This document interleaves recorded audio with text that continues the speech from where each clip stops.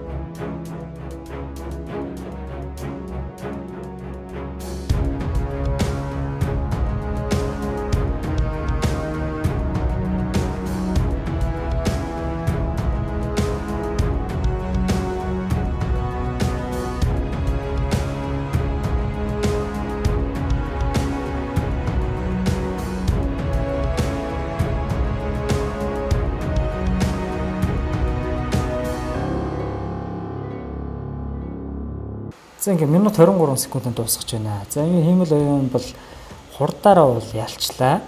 За одоо бүгдээрээ түүний хийсэн ажлыг шалгацгаая. За багны хувьд 360 байна. За ардхан шалгая. 373 648 таарч байна. Ашиг 96 сая таарч байна. Буцаалтаа 11 баг байх хэвээр. Буцаалтаа 11 байна. За дүн нь болохоор 17 сая 200 таарч байна. Тэгэхээр хиймэл оюун 2 секундээр илүү хурдан байлаа. Мөн дата цэвэрлэгийг бол маш цэвэрхэн хийж өгсөн байна. За хүн болон хиймэл оюун хоёулаа алдаагүй хийсэн байна. Эндээс юу гарч ирэх вэ гэхээр тэгвэл бид нэр хиймэл оюунд итгээд ажлыг хийлгүүл яасан юм бэ гэсэн асуулт гарч ирнэ. Нэгсэндээ хүн заавал дата аналист ч юм уу те өгдөл дээр ажиллах хүн шаардлагагүй болж байгаа юм шүү гэсэн асуулт гарч ирж магадгүй. Гэтэл хиймэл оюун алдаа гаргуул яах вэ? Түүнийг хэн шалгах вэ? Мэргэжилтэн одоо байгаа юу гэсэн асуултууд гарч ирнэ. Тийм учраас мэргэжилтний хэрэгцээ бол арилах ерөөсөө болоогүй. Түүнийг шалган зөв томьёонууд бичсэн үү шалган зөв цэвэрлэгээ хийсэн үү гэдэг болгоныг шалгах хүн бол байна гэсэн үг. За хоёрдугаар үйлдэл шилжицгээе. Энэ pivot table хийгээд график үүсэх болно. За хэн илүү хурдан чанартай явах бол харцгаая. За энэ удаа хиймэл оюунаас эхэлцгээе. Бэлэн prompt бэлдсэн байгаа. За prompt явуулахад бэлэн боллоо. Эхэлцгээе.